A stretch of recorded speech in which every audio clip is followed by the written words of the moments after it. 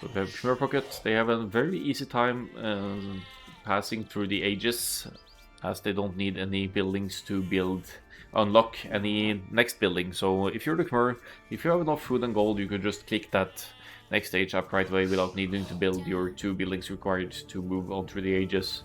Or if you want to go right into Knights production, you don't need to build the barracks first. Although it in many cases, especially in open maps, you would want that barracks anyway in the event of needing any infantry defense like spearmen and these kinds of stuff.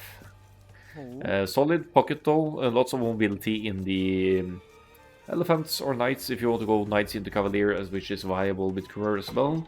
And should the enemy spam scorpions here, the spam infantry I mean, then Khmer have heavy scorpions with a bonus working for them as well. But look at this. First time with a rather silly matchup here, because for the whole Boom and Zoom team here, we have Khmer. Khmer flank. Khmer flank. Khmer flank. So they really don't want to give the caster anything to talk about here. They're all playing the same civ. They're spending all of the Khmers for one arena game, and I'm just can't help wait to see what kind of trolling they're up to here with the triple same civ here. It's fun to do sometimes, but also, given the rules for League of Empires, you're only allowed to use one civ 3 times. So after this, Boom and Zoom can never use Khmer again during Season 2. That said though, let's just take a brief look at the Khmer Tech 3 here, because... Alright, what they have going for them, they actually have Arblaster, and Cav Archer for that matter, and Party and Tactics, but they're lacking Thumbring, so Cav Archers are a no-go. But they have Arbalest, could come in handy should you be up against mass enemy something. They stop at 200 Swordsmen and Halberdier, and their infantry upgrades also lacking the last armor, so they don't have the best Halberdiers, to say the least. They have Siege Ram, they have Heavy Scorpion, they have Onager, so they have lots of things working for them, and of course the Elite Battle Elephants with some unique technologies working for them, extra attack. So maybe they're going for the mass complete elephant stampede here, who knows. Well, let's boom and zoom all Khmer. Let's go to Expa and see what they're up to here. We have Matkins with the Vikings, Vikings pocket. Unless the plan is to stay in pocket position and sling your teammates with the superior strong Vikings eco, I wouldn't advise having Vikings in pocket, because in the middle, in the pocket position, generally speaking, you'd want some mobility. You'd want knights. Viking actually had decent knights in Castle Age, but they're lacking. Never mind the decent knights. They're lacking both bloodlines and husbandry, so their knights are slow and useless versus other knights missing some extra hit points and some speed. Probably one of the worst knights in the game. However, as said, you want mobility from the pocket, so you want a strong cavalry civ in pocket usually. That's not what Matkins is going for here. Matkins wants to play the economical advantage of Vikings and hopefully provide infantry or archers throughout the game. Vikings will have a tough time countering Khmer as well, because they only have access to Pikeman, albeit they have a unique technology for infantry dealing extra bonus damage to cavalry, so that could come into play here. Let's see, for the flank side though, we have Huzabuza here with the Franks. Now Franks is the civilization I would like to see in the pocket position. They have some of the best paladins in the game. They have an amazing economy, bringing in berries faster in the Dark Age, or whenever you harvest berries. And they get the farm upgrades instantly, don't need to research Horse Collar and Heavy Plow. So they have an amazing boom potential. Cheaper castles as well, so if you go for the stone, you could take map control or play defensively with castle with Franks. And we see the houses being put forward here as well. Maybe a little bit afraid of some early cast age aggression from the opponents. Dropping houses near the wall to limit the potential of siege towers or other shenanigans here. So Fighting Bones, apparently out-scouting here, did convert some sheep over here on Gerbil's side, but who cares? They're not gonna leave the walls anyway. Finally though, right hand flank for Expa here is Seesaw Kitten. Playing as the Ethiopians. Now that's more of a go-to flank civ for you. The Ethiopians have the amazing archers, faster firing archers, and also have a smooth transition through the ages on the arena or closed maps, especially because they get 100 extra food and gold instantly upon reaching the next stage. Looks like Seesaw Kitten is moving forward to do something though. What's the idea here?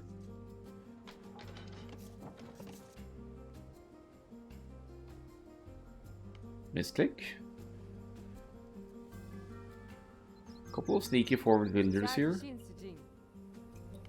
Really not sure what the play is here. Look at the convert team though. Two of them are on the way to the feudal age already. And let's look at their eco setups as well. Especially Curly is lacking gold, but otherwise just set up perfectly for a straight fast castle here with Khmer and their 26 population. So did forget to go to gold here, was focusing heavily on food, but just about committing to gold and mine that 200 gold and you'd be on your way to the castle age anyway. Alright, that's convenient. Seesaw Kitten on the move here with two unloomed villagers in the middle of nowhere. Decided, okay, they moved out there maybe by mistake. Let's see, the gathering point of TC might have been set in the wrong place or something. You're just making use of these forward villagers. However, if you have villagers out on the field, please, oh please, research loom inside your TC. Otherwise, they would melt to enemy scouts. Fighting Bones wins the fair play award for this one though. Does not go into, did not go to challenge these two villagers, and will actually risk dying to Seesaw Kitten's scout here now. And look at the uptime here as well. Seesaw Kitten is in feudal age, will be moving faster and have a little bit more damage output. 3+2 attack for Seesaw Kitten scouts. Where are you going, Fusa Wusa? So it's going to be knights and archers from the two flanks here in the middle of nowhere. That's an unconventional arena play here, but who knows? Frank's villager on the move. Does have loom though, has a long walk from home here, dropping the blacksmith now at the home base, committing to feudal age. Might be wanting to play the scouts here.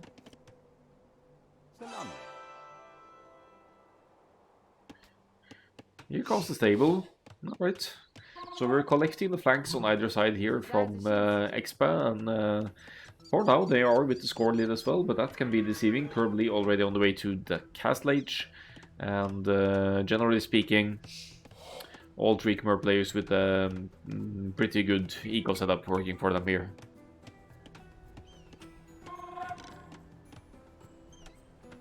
We'll actually have the Tortilla monster on the left side flank reaching the cast stage before the Wusa Wusa, the Franks player, has even clicked up here.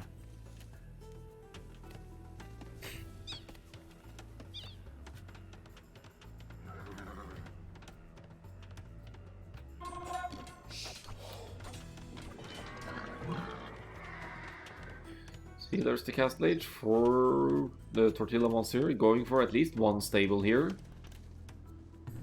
And yeah, what's the plan? Want to break through maybe and bring some knights or elephants straight into Fusa Wusa's base. You want to keep in mind as well that feudal age walls, stone walls, they have only half the hit points. So if you have a castle up and produce a petard, one petard is not enough to break through a feudal wall. And also obviously going to be easier for elephants or whatever you bring to the field of melee units to break through the gates. Battering rams even. Lots of options to try and break through and deal some damage.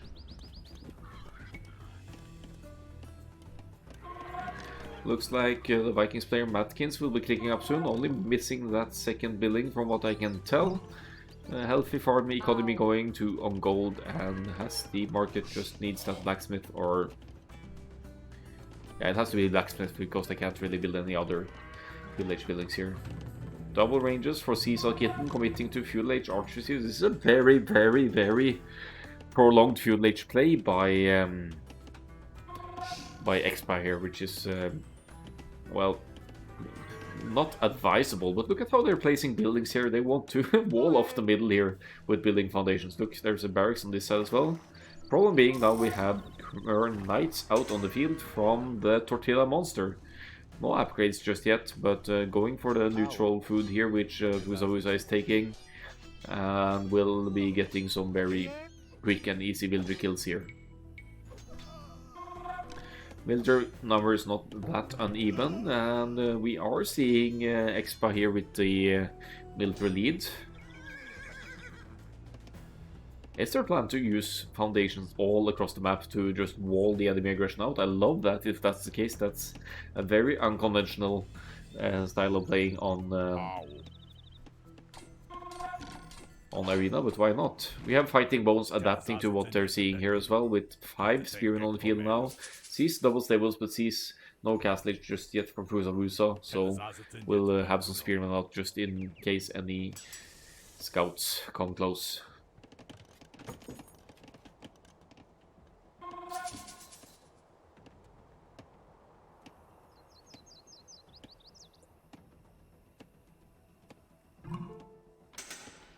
Well, there we have it. First player of Expa to reach the castlage here.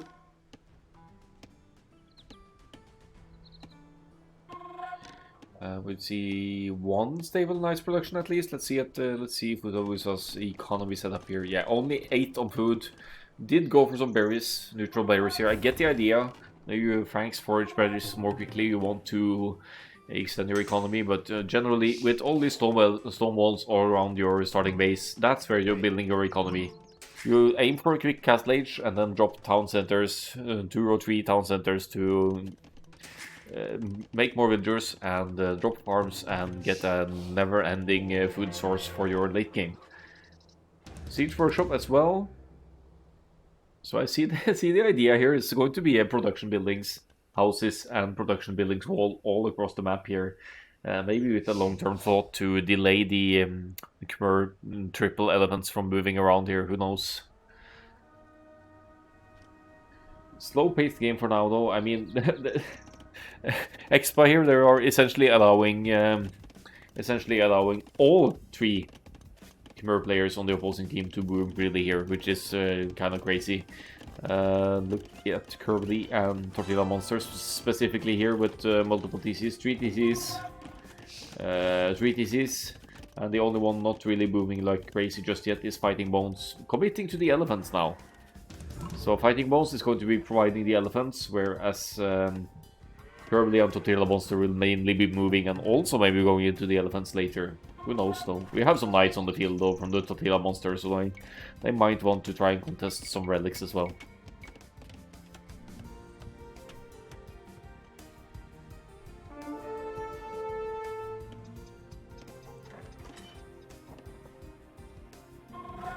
Franks Knights versus Khmer Knights. No bloodlines yet for Tortilla Monster, and also no upgrades whatsoever.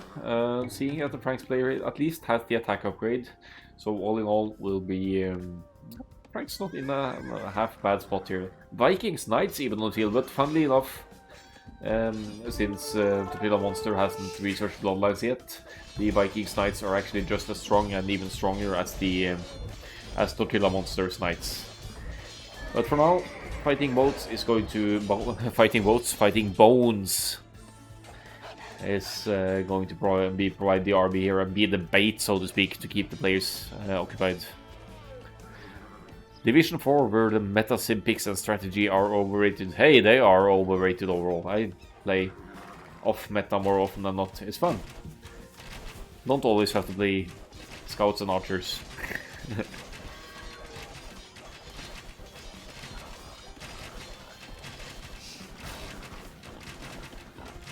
Yesterday I played Burmese towers, men-at-arms towers, archers, elephants, knights, and light cav in the same game, and I lost, obviously, but it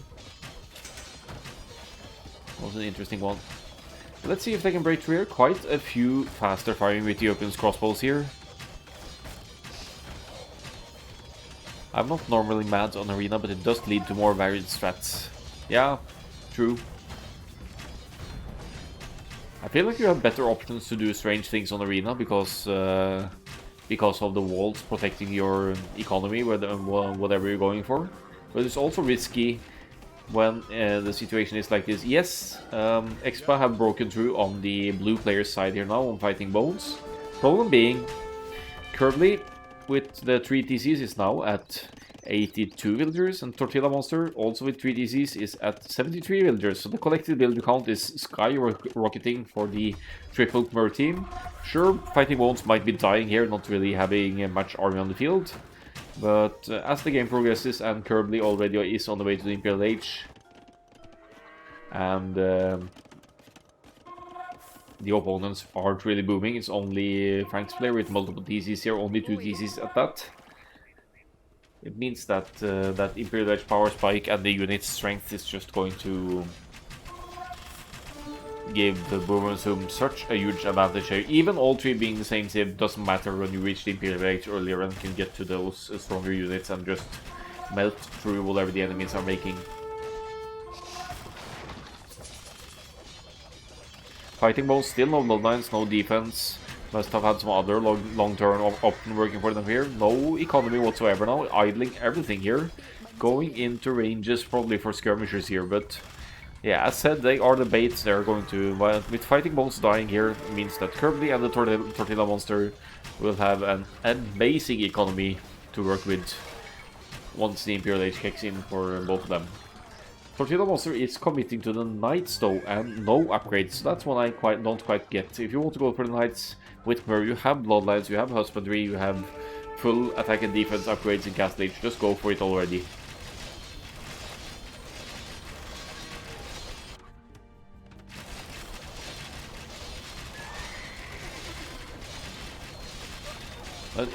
If you're not considering the villager situation here for Expa, it actually looks kind of good for them, because they're taking 1 player out of the game. As some sling was just sent as well. Matkins is slinging a bit from the Vikings position here. Going into pikemen as well for whatever Zoom and Boom will bring to the field later on. Here's another issue as well. You see that a lot in team games, that you're focusing a lot on one flank, just trying to defeat them or whatnot to make it a 2v2. But even if Expa here succeed in taking Fighting Bones out of the game, they won't have anything against the 2 other players. I mean, it's not usually possible to survive a 2 vs 3 situation, but when it's like this, when Curvely and the Tortilla Monster are at over 100 villagers each, and Curvely even in the Imperial Age, they will have so much stronger army than what the enemies can bring to the field. And with these villager counts as well, Seesaw Kitten and Pusa, they can't afford to lose their numbers, army numbers. It's not an option because they won't have the economy to replenish it.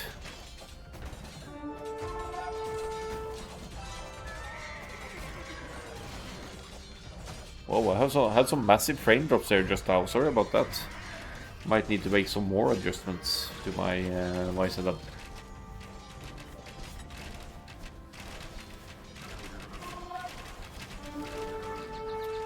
Well, let's look at blue here though. Fighting Bones with a whooping 3 villagers. They are hiding in the corner here. Let's see if the opposing team will be able to find that. They're happy with the situation, leaving Fighting Bones in a position to maybe reboom here. Look at the Khmer Knights from Tortilla Monster now though. 10+1 attack and full defense upgrades in. That's going to be no match for the Vikings Knights being brought to the field. Pikemen will help out a little bit here. And it could be a cleanup here, but does not change the fact that Curvely now is going full siege here, and I'd assume Tortilla Monster is going to go into the elephants, maybe? Elephants or knights, who knows? The follow-up will be just around the corner, I'd assume.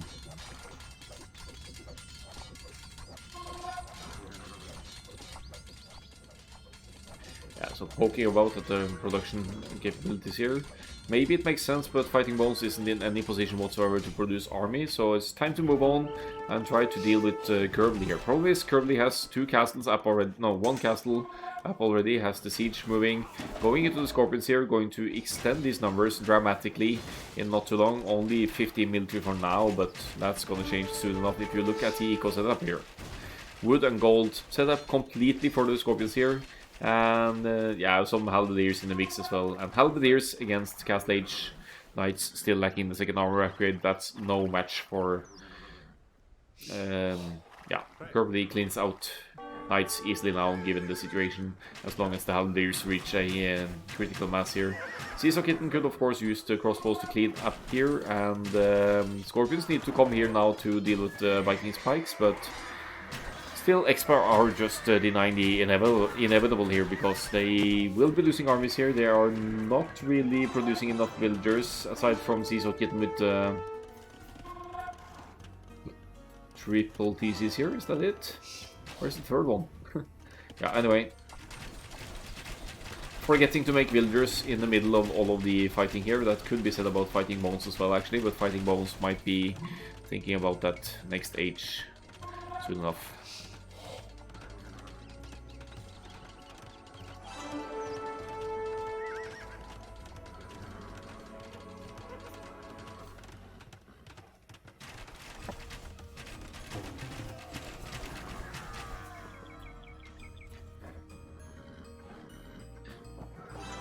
We have a decent chunk of Frank's Knights over here, after all, staying closely together to Seesaw Kitten's Ethiopian's archers here.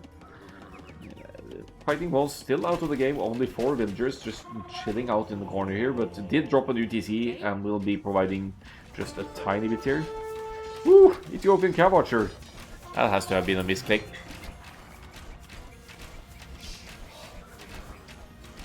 Any chance of Expa close to him? I don't think so. Frank's player could click Impsum, but Imperial Age research is still 2.5 minutes or so, or even more, so it's going to take it some time to get there. And Seesaw Kitten miles away in terms of food economy here, so it's going to take them a while yet. And as long as Kirby, yeah, you see Kirby here with full Halberdiers and heavy Scorpions now, that combination alone can actually clean up everything that that Expa have on the field here now. Staying behind the walls with the heavy Scorpions here now. Just look at how the HP will diminish for the archers and knights here now. Look at that.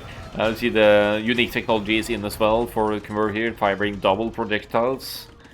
And Cavalier now in for the Tortilla Monster as well. And look at this production. 7 stable Cavalier production, last armor coming in, and Rams as well on this side to break through on the Frank's player side and just run in and completely demolish Pusavusa's economy over here.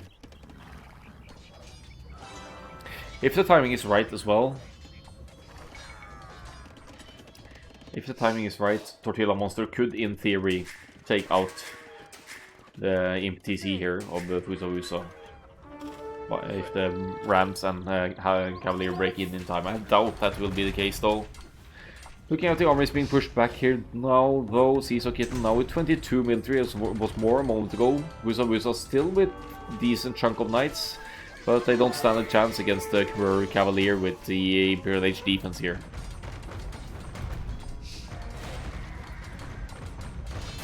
Looks like Kirby wants to keep Seesaw Kitten out here. That makes sense, I guess. Although this is kind of a waste of time when you could be hitting their home base instead. But yeah, Scorpions, heavy Scorpions, really strong, but they're also very slow moving. So suboptimal choice in many scenarios.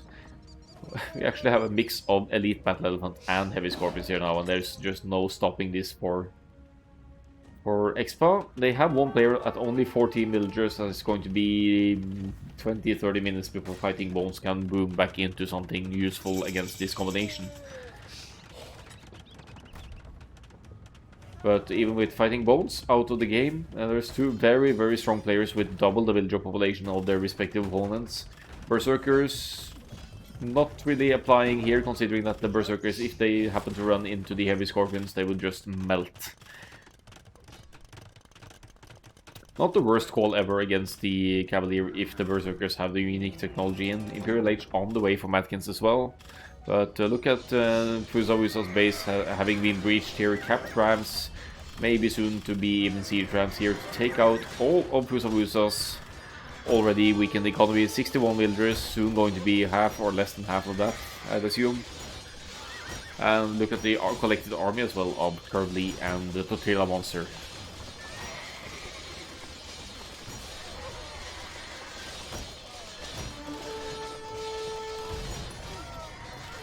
There's still some Ethiopian archers on the field, soon to be arbalest as well, but Siege Ram is on the way, and Siege Ram alone will make it awkward for the Ethiopian soldiers to engage, because the archers, unless otherwise specified, will be attacking the nearest target.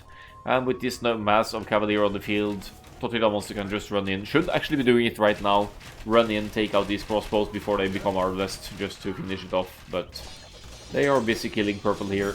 Fusawiso will be going down. Look at the score difference. Fighting Balls, yes, out of the game, but the two other players in exchange getting the free boom, and with 60 military for both Curvely and the Tortilla Monster, both having been in the Imperial Age for a while. No way back from here. I don't even see why Curvely is staying over here. Now I should just move forward and finish this, maybe go for Seesaw Kitten on their own, and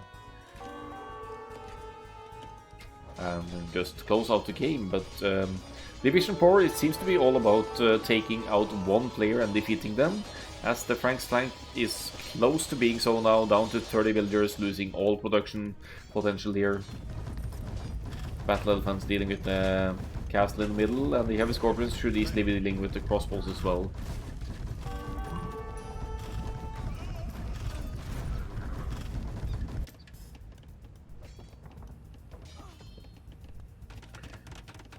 So Fusawiso has fled over to their pockets side here, the Viking pocket. Placing the town center very near the edge though, probably the only place there was a spot.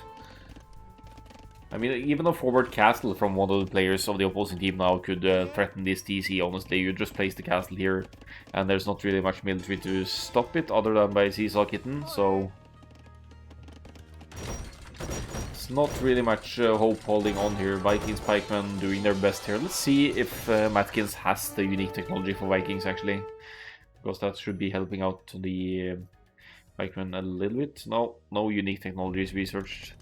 Could have just checked for a castle actually, but that just went down.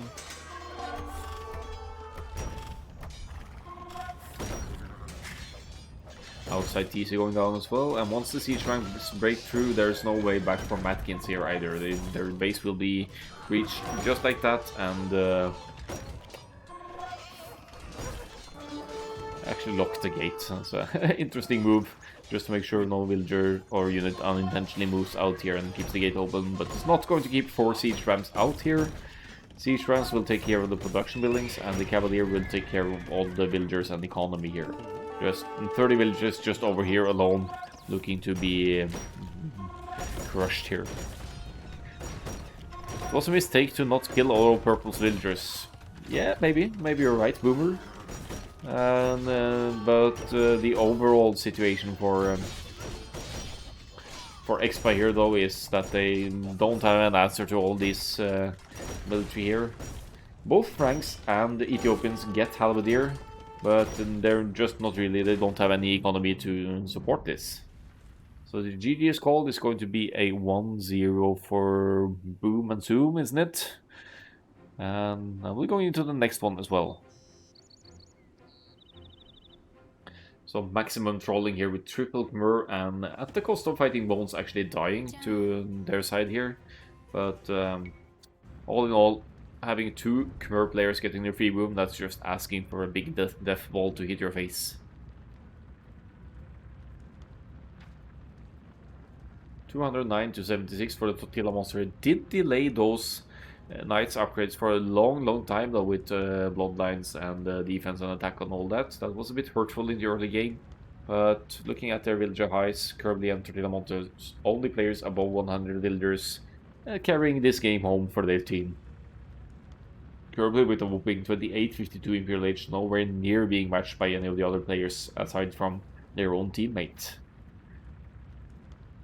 And with this kind of economy with Khmer, you could basically make anything you want and just go with the flow. Largest army for Tortilla Monster, probably 60 of those for Cavaliers, and then some siege trams on the field to just really finish the enemy off here.